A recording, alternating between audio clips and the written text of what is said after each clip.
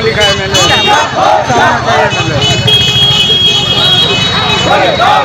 हम लोग को फोटो लेने मिलेगा।